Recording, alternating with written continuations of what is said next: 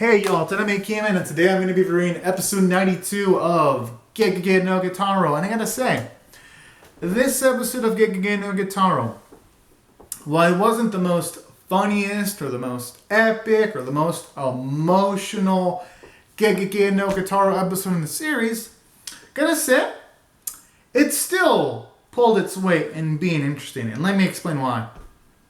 Now, to start out with, this episode has some nice messages a lot of people can take, and also a cautionary message too.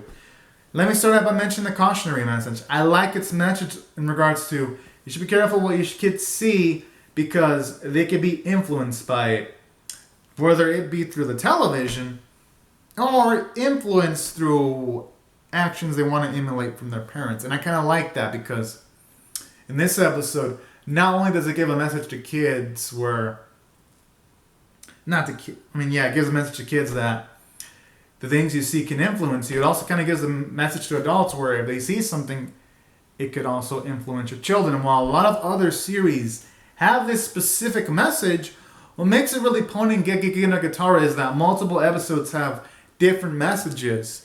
And this type of message can apply to almost any era. Like in the 80s, where parents, at least in the US, parents were scared of the kids picking up violent habits from watching action-packed cartoons and all that kind of jazz. And then they put some restrictions. And then you got, like, say, in the 90s, where, again, more restrictions. Kind of things like that. And I like how in this episode it kind of has, like, the message of,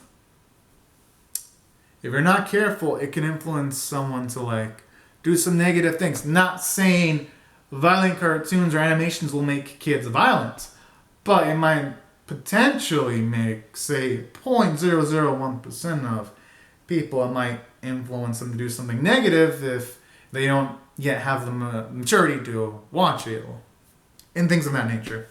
So I kind of like how this episode kind of has that message, and it has the also nice message of, if you're not a good role model, likely the people who look up to you, they're more prone of doing negative action. That's also another thing I liked about this episode too. Kind of has like the monkey see, monkey do like message too. And then its other message that I liked was, when you do something popular, it ain't necessarily the right opinion, as shown off in this episode, where you have a Coda in desperation, actually partially desperation, partially being coerced by Amano Jaku, the yokai, villainous yokai in this episode.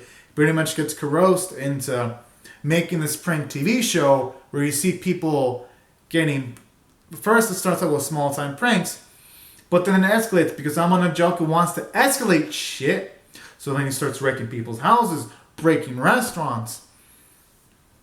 And then eventually, even though the TV ratings are high and all that and people are happy, the people who are not happy, and I kind of like how the message here is, even though while, yes, the show that Akuda was making was popular, you have the people that were really harmed, which was the people with the, say, the minority opinion, like, and when I mean minority, I mean the opinion done by like a smaller group of people versus a larger group of people in this context. It has a message of just because a lot of people like something doesn't mean it's necessarily right. Sometimes a smaller group of people might have the correct opinion. And in this instance, the smaller group of people have the correct opinion of thinking Amano Jaku's actions are wrong, and they pretty much send letters to Kitarou to actually take care of the situation. And I like that episode too, because it professionally wraps up these messages without it feeling preachy. And that's why I thought this episode was great. Pretty good from the story standpoint. It had all these layers. And then on top of that, the premise of the episode itself was interesting. Because it was unique. It was essentially just a guy down on his luck trying to get a high-rated TV show. He eventually does, through the help of a yokai. He eventually likes the attention he's getting.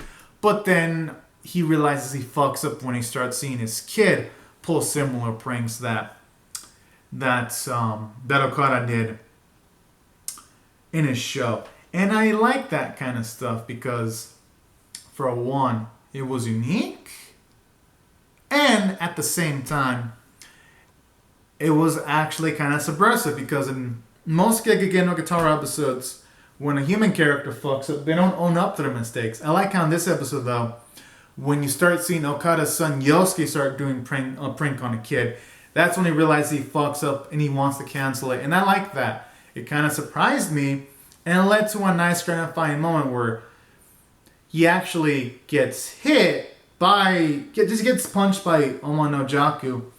But then afterwards though, he's able to distract Omanojaku enough so that Kitarou can recover and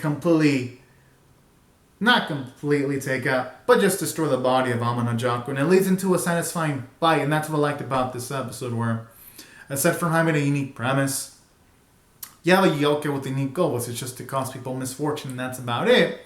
And it ends off in a nice way, with a human helping out Kitarou win the fight. And I like these types of situations whenever a human helps out Kitarou win a fight. And when I mean a human, I mean a normal human, not one that's super powered or anything like that. So moments like this are nice, and that's why I felt this episode had it wrapped things up nicely, at least in this instance.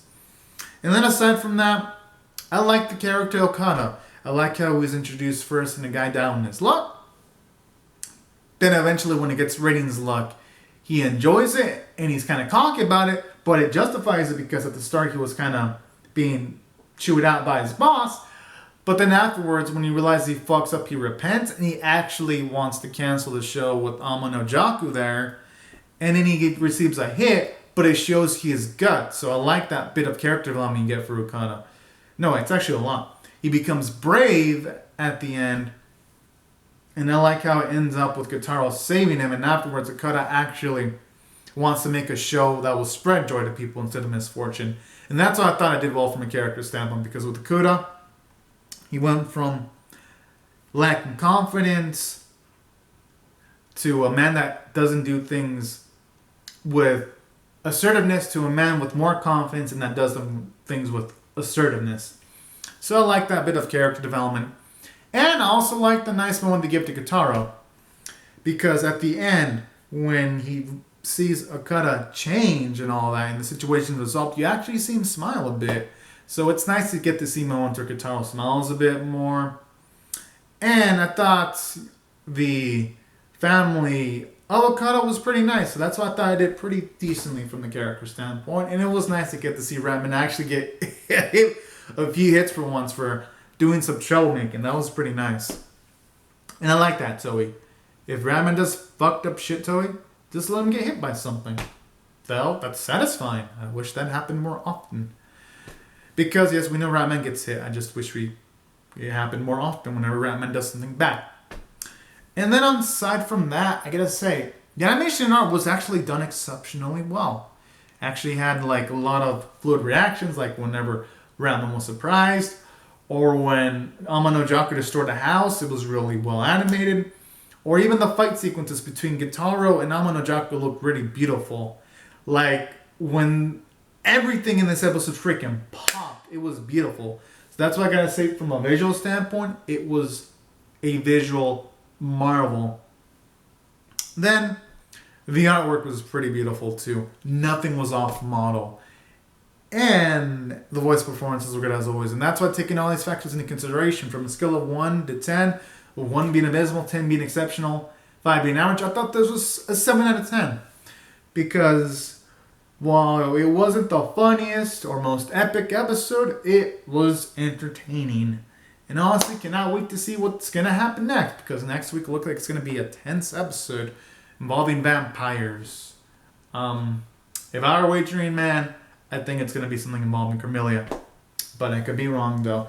So anyways, y'all, these are my thoughts on how I feel about the episode. Be sure to comment on your thoughts on how I feel about my review or the episode itself in the comment section below. Rate the video, share it, subscribe, and I'll see you guys later if you come back for more. Alright, y'all, thank you so much for watching my video. Have a great and safe day. Bye-bye.